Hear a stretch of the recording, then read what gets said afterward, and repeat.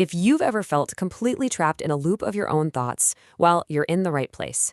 We're going to talk about why our brains do this, and maybe more importantly, what we can actually do to find a little bit of quiet. You know that feeling, right? You have a totally normal conversation, maybe with your boss or a friend, and for the rest of the day, your brain just replays it on a loop, analyzing every single word, thinking about all the things you should have said. Or how about this one? The second your head hits the pillow, your brain decides, aha, perfect time to brainstorm every possible disaster that could happen tomorrow, or next week, or 10 years from now. And this one really gets me. You are just physically exhausted. Your body is done. But your mind? Oh, it's just getting warmed up, running a full-on marathon. If any of that sounds even a little bit familiar, I want you to really hear this. That is not a personal failing. It's not a character flaw. It's definitely not weakness.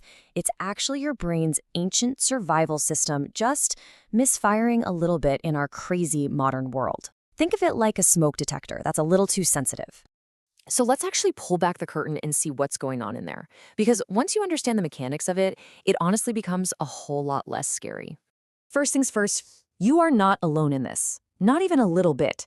According to the World Health Organization, we're talking about over 300 million people worldwide who have anxiety disorders. It is a deeply, deeply shared human experience. Okay, so here's the key player. Deep inside your brain, there's a little part called the amygdala. The easiest way to think of it is as your brain's alarm center. Its whole job is to scan for danger and hit the panic button to trigger that fight or flight response. The problem is, it can't really tell the difference between an actual lion and, say, a stressful email from your boss. So when it gets overactive, it just keeps scanning, seeing potential threats everywhere. So you might be wondering, if overthinking feels so awful, why does our brain keep doing it? Why do we get stuck in that loop? Well, it turns out our brain gets tricked into thinking it's actually being helpful. And this is the real heart of the issue. Our brains just do not like uncertainty. It's deeply uncomfortable. So by worrying, by replaying those scenarios over and over, the brain creates this illusion that it's in control. It feels like it's problem solving, even when all it's really doing is cranking up our stress levels. It would rather have that feeling of false control than just sit with the discomfort of not knowing. And let's be honest, our modern world is like an all-you-can-eat buffet for that overactive alarm system. We've got constant, often negative news exposure. We've got the endless comparison game on social media, job insecurity. Oh, and our phones are buzzing with notifications literally 24/7. All this digital overload is just a constant stream of little triggers for our brain's threat detector. Okay, so that's the problem. But what on earth do we do about it? Well, there's an actionable tool, and it's probably a lot simpler than you think. This isn't about trying to outsmart or argue with your brain.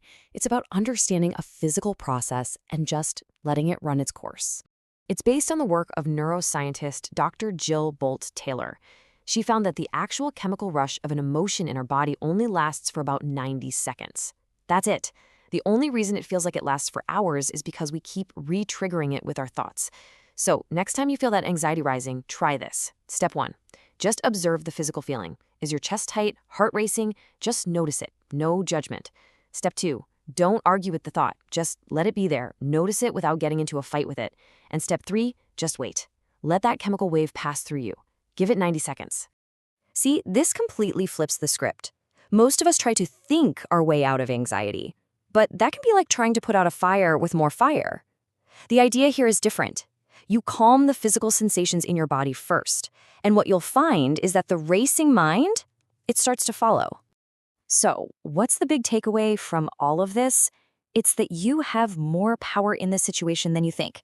This isn't some permanent state you're stuck in. It's a pattern. And the good news is, patterns can be changed. If you remember one thing, let it be this.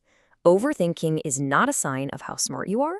It's not a sign of how prepared you are. It's a sign of a brain that is trying, with the best of intentions, to protect you. It's just an overprotective system that's a little out of sync with your actual reality. And that leads to the most hopeful part of this whole story. Our brains are incredibly adaptable. They can be retrained. With a little awareness, with practice, and with simple tools like that 90-second rule, you can start to teach that overprotective system that you're safe. You can find that quiet in the storm.